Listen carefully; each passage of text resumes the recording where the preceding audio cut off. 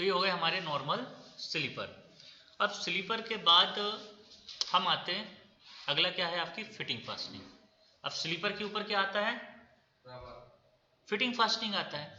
तो fitting fastening देखो, ये रेल दिख रही है आपको, रेल लगी हुई है ना।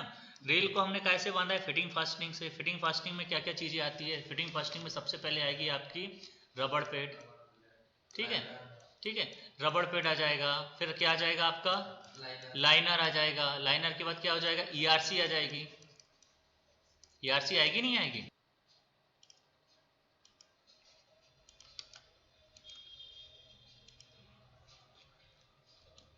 स्लीपर रेल क्या कहते हैं, प्लास्टिक के liner, GFN liner, GFN liner, लोहे के iron metal liner, ML metal liner. उसके बाद फिर क्या हो गया भैया, ईआरसी, ईआरसी। उसके बाद हम चर्चा कर लेते हैं किसकी, ईआरसी के बाद रबड़ पैड की। इसकी बात कर लेते हैं हम रबड़ पैड की। तो देखो सबसे पहली चीज ये हमारी, यदि स्लीपर जो है मेरा कितना का है, 52 kg का है। स्लीपर कितने kg का है मेरा, 52 kg का। मेरा 52 kg का स्लीपर है, और 52 kg के स्लीपर में रेल कितने की आएगी भाई, 52 kg की आएगी। 52 kg का स्लीपर है मेरा, 52 kg की रेल है।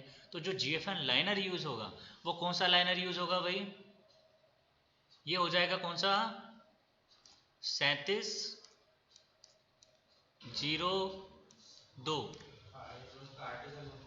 ठीक है। ड्राइंग नंबर क्या हो जाएगी, यदि मेरा 52 का स्लीपर है, 52 की रेल है, तो जो जीएफएन लाइनर यूज होगा वो होगा 3702, ठीक है। उसके बाद यदि मेरी 60 kg की है, क्या है 60 kg की क्या है मेरी स्लीपर है, ठीक है और 60 kg का ही क्या है मेरी रेल भी है। 60 kg का स्लीपर, 60 kg की रेल। तो जो मेरा लाइनर होगा जीएफएन लाइनर वो रहेगा 3706। कौन सा लाइनर यूज होता है मेरा, 3706। उसके बाद यदि मेरी 60 kg की क्या है स्लीपर तो है, लेकिन रेल में उसमें क्या लगा रहा हूँ, 52 kg का, मतलब कन्वर्जन लाइनर लगा रहा हूँ मैं। तो इस कंडीशन में जो मेरे लाइनर हो जाते हैं वो दो हो जाएंगे, एक इनर साइड हो जाएगा और एक आउटर साइड हो जाएगा। एक अंदर की तरफ लगाएंगे और एक कहाँ लगाएंगे, बाहर की तरफ। तो जो अंदर की तरफ जो लाइनर लगेगा उसका नंबर जो होगा वो क्या होगा भैया जी, उसका रहेगा 3707। क्या लगेगा उसका, 3707। और जो बाहर की तरफ लगेगा आउटर में वो लगेगा क्या, 3708। जो लाइनर रहेगा मेरा इनर साइड में, चाहे क्योंकि देखो क्यों लगने पड़ेगी मुझे भैया 3707 3708 इनर आउटर की आवश्यकता क्यों पड़ी।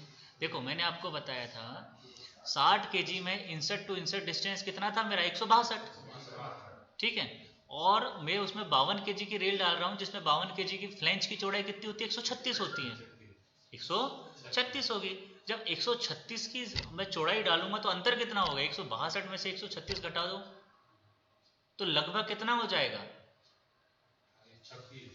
लगभग 26 mm मान लो। तो 26 mm में एक लाइनर जो फील करता है वो करता है 6 mm, तो 6 दूनी 12 mm, 12 mm भी घटाएंगे तो लगभग कितना हो जाएगा, 14 mm का मार्जिन रहेगा। तो 14 mm में यदि आप उसको कवरिंग नहीं करोगे तो हमारा गेज कैसा हो जाएगा, फैल जाएगा। इसलिए मोटा लाइनर यूज किया जाता है। 3707 अंदर की तरफ डाला जाता है और 3708 कहाँ डाला जाता है, बाहर की तरफ। अब अब हम बात करते हैं किसकी, मेटल के लाइनर की। किसकी बात करेंगे, मेटल। ये कौन से लाइनर हो गए मेरे, प्लास्टिक के। अब मेटल के लाइनर में जो है 52 kg की मेरी स्लीपर है, 52 kg की रेल है। तो जो मेटल का लाइनर लगेगा वो कितना लगेगा भैया जी, 3738। क्या रहेगा ड्राइंग नंबर, 3738। 60 kg की रेल है मेरी, 60 kg का स्लीपर है, तो इस कंडीशन में जो मेरा मेटल लाइनर लगेगा वो क्या लगेगा, 3740। क्या लगेगा, 3740। अगर मेरी 60 kg का मेरा स्लीपर है, 52 kg की रेल है, तो मेटल लाइनर जो हो जाएगा वो हो जाएगा 37, इनर में लगेगा 41 और आउटर में कितना हो जाएगा, 3742।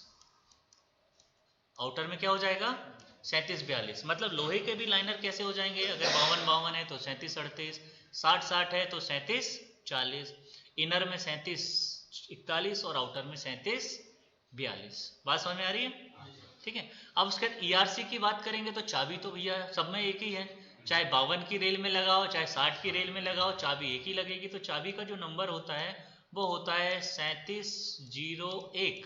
क्या होगा? 3701। नॉर्मल मार्क 3 चाबी का, मार्क 3 चाबी का जो है वो कितना होता है? 3701। अब वो चाहे कोई भी कंडीशन हो, चाहे वो 60-60 में लगा दो, 52-52 में लगा दो, 60-52 में लगा दो, चाबी में कोई अंतर नहीं आएगा। रबड़ पेट की बात करेंगे तो रबड़ पेट 52 में जो लगता है वो लगता है कौन सा? 3703।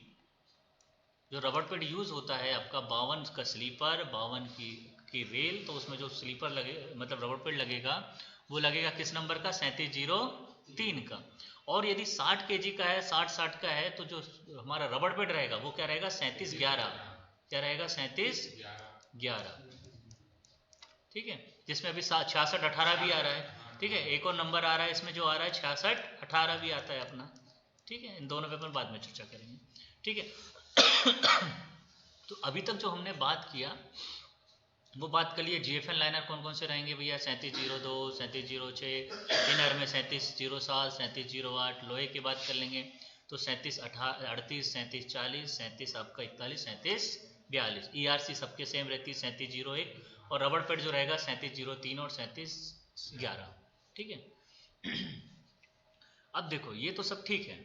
अब जो पढ़ा लिखा है उसको ड्राइंग नंबर याद हो जाएगी, जो पढ़ा लिखा है उसको ड्राइंग नंबर याद हो जाएगा। जो पढ़ा लिखा नहीं है वो कैसे पहचानेगा कि भैया ये 60 का लाइनर है कि ये 52 का लाइनर है कि ये कौन सा लाइनर है? उसके लिए क्या किया गया है कि कलर कोड बनाया गया है। क्या बनाया गया है? Colour code.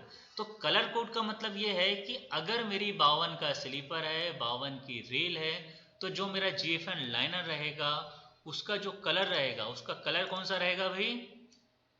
उसका कलर रहता है गुलाबी कलर का लाइनर। कैसा रहेगा? गुलाबी। एक गुलाबी कलर की पट्टी दिखेगी उसमें, ऊपर एक ऐसी चौकोर पट्टी लगी रहती, जैसे बनाया हो ना चौकोर ऐसी पट्टी लगी रहेगी गुलाबी। मतलब गुलाबी कलर का प्लास्टिक का लाइनर है, मतलब वो किसका है? 52 kg का। किसका है? 52 kg का है। 60 kg के प्लास्टिक के लाइनर की बात करेंगे तो वहां पे ऐसी सफेद कलर की पट्टी रहेगी या सफेद कलर का लाइनर रहेगा। 60 kg का स्लीपर, 60 kg की रेल में जो लाइनर रहेगा प्लास्टिक का, उसका कलर कैसा रहेगा? सफेद। अब बात करते हैं इनर और आउटर लाइनर की, प्लास्टिक के इनर और आउटर की। तो हमेशा याद रखना इनर में जो जब भी जो लाइनर लगेगा इनर साइड में, वो रहेगा पीले कलर का। इनर का जो लाइनर है वो किस कलर का रहेगा? पीले कलर का। इनर का लाइनर हमेशा पीले कलर का रहेगा। और जो आउटर लाइनर रहेगा वो रहेगा हरे कलर का। प्लास्टिक का हल्का हरा कलर किसका रहेगा? आउटर लाइनर का। तो प्लास्टिक के लाइनर को कलर देख के हम बता सकते हैं कि कौन सा कलर का लाइनर कहाँ लगेगा। गुलाबी कलर का 52 kg का होता है, सफ़ेद कलर का 60 kg में लगेगा। इनर में पीला कलर का रहेगा और आउटर में क्या रहेगा? ग्रीन कलर का, हल्का हरा कलर। लोहे के लाइनर की बात करेंगे तो 52 में कोई कलर नहीं आता, 60 में कोई कलर नहीं आता, बस इनर और आउटर में कलर आ जाता है। अब लोहे के इनर और आउटर के कलर की बात करेंगे तो यहाँ पे जो रहेगा ये वही सेम रहेगा। इनर साइड में लोहे में भी कैसा रहेगा? पीला कलर आता है। और जो आपका आउटर साइड रहेगा वो भी कैसा रहेगा? हरा रहेगा। ये दोनों हरे रहेंगे, लेकिन अंतर क्या रहेगा? प्लास्टिक का हल्का रहेगा, लोहे का गाढ़ा रहेगा, हरा। मतलब जैसे पौधे की पत्ती निकलती है तो हल्की पीलापन वाली पत्ती हरी होती है, हल्का हरा। और जैसा जो डार्क हरा हो जाता है ना, तो वो उस किस में आएगा? वो डार्क हरा कलर लोहे के लाइनर में। तो ये हम कलर से भी उस लाइनर को पहचान सकते हैं कि भैया कौन से कलर का लाइनर मेरा कहाँ पर लगेगा। अगली ईआरसी की बात कर ले तो ईआरसी का क्या है? मार्क 3 का क्या है? 3701। 3701। इस 3701 जो ईआरसी होता है इसका टोलोड होता है 850 से 1100 mm। टोलोड का मतलब होता है कि इस ईआरसी है ना, ईआरसी जो रहेगी, ईआरसी का कितना केजी का लोड उस रेल पर दे रही है, वही उसका क्या होता है? टोलोड होता है। तो इसका टोलोड कितना होता है? 3701 का 850 से 1100। एक ईआरसी और आ रही है, उसको बोलते हैं मार्क 5। मार्क 5 यूज कर रहे हैं नहीं कर रहे हैं हम? मार्क 5। मार्क 5 पर जो टोलोड होता है वो होता है 1200 से 1500 mm। कितना होता है? 1200 से 1500 mm। इसकी ड्राइंग नंबर की बात करेंगे तो ये होता है 5919। क्या हो रहेगा इसका ड्राइंग नंबर? 5919। बाकी रबड़ पेट तो बता दिया मैंने, 52 kg के लिए 03 और 60 kg के लिए 3711। अब जो रबड़ पेट होते हैं वो भी दो प्रकार के होते हैं। एक होता है आपका GRSP रबर पेट, GRSP रबर पेट। GRSP रबर पेट मतलब होता है ग्रूव्ड रबर सोल पेट। GRSP का फुल फॉर्म क्या होता है? ग्रूव्ड रबर सोल पेट। मतलब ये जो 3711 नंबर होता है वो किसी का नंबर है? GRSP का। अब एक इसको थोड़ा सा और इम्प्रूव कर दिया गया, और इम्प्रूव करके जो लाया गया लाइनर वो है CGRSP। CGRSP क्या है उसका? CGRSP। अब CGRSP का क्या है भाई? ठीक है, CGRSP मतलब वही है, GRSP मतलब ग्रूव्ड रबर सोल पेट। अब C लग गया, C का क्या मतलब है? कंपोजिट। C मतलब क्या हो गया? कंपोजिट। तो कंपोजिट करके जो रबर पेट लाया गया उसका नंबर है कितना? 6618। अभी हम जो यूज कर रहे हैं वो कंपोजिट वाला, वो क्या यूज कर रहे हैं? 6618। अभी जो यूज करते हैं वो क्या करते हैं? 6618। इसको क्या कर दिया गया? कंपोजिट। अब कंपोजिट और प्लेन रबर पेट में क्या अंतर है? कंपोजिट और प्लेन, जैसे कि नॉर्मल वाला रबर पेट है उसकी जो मोटाई होती थी वो होती थी 6 mm। कितनी होती थी? 6 mm। लेकिन जो एक कंपोजिट वाला है इसकी मोटाई हो गई 6.2 mm। कितनी हो गई है? 6.2 mm। मतलब कंपोजिट वाला क्या हो गया? 6.2 हो गया है, और वो पुराना वाला कितना था? 6 mm। अब ये जो 6.2 mm है ये भी दो प्रकार के आते हैं। एक आते हैं 6.2 mm की थिकनेस में, और एक आते हैं 11 mm की थिकनेस में। जो वाइडर वेस्ट स्लीपर में डालते हैं वो कितना डालते हैं? 11 mm। ठीक है। अब इन दोनों स्लीपरों में क्या अंतर, रबर पेटों में क्या अंतर है? GRSP और CGRSP। अंतर सिंपल सा ये है कि हमारा जो पुराना रबर पेट आता था GRSP, उसमें क्या होता था भाई? उसमें ये होता था कि उसमें सिंपल सी एक लेयर यूज होती थी। कितनी लेयर यूज होती थी? एक लेयर। मतलब वो रबर पेट सिंपल सा था, उसमें क्या कर दी जाती थी? एक लेयर बना दी जाती थी, और सिंपल सी एक लेयर यूज होती थी, सिंपल एक लेयर। तो उसको क्या बोलते थे? GRSP। अब कंपोजिट कर दिया गया है तो ये क्या होता था? सॉफ्ट रबर होता था। कैसा होता था? Soft layer. अब कंपोजिट में क्या कर दिया गया है कि दो लेयर बना दी गई है, एक है सॉफ्ट लेयर और एक है हार्ड लेयर। मतलब ये लाल वाली यदि मान लो सॉफ्ट लेयर है तो इसके ऊपर एक हार्ड लेयर मैंने और चढ़ा दिया। मान लो ये पर्पल, इसकी एक क्या कर दिया? एक कोडिंग और कर दिया। तो इसमें मैंने क्या कर दिया? दो अलग अलग लेयर को मिला के एक रबर पेट बना दिया। मतलब जो ऊपर का जो सिरा जो पर्पल वो जो मतलब ये ब्लू दिख रहा है ये सॉफ्ट वाला है, और जो नीचे जो रेड दिख रहा है ये कैसा है? हार्ड वाला है।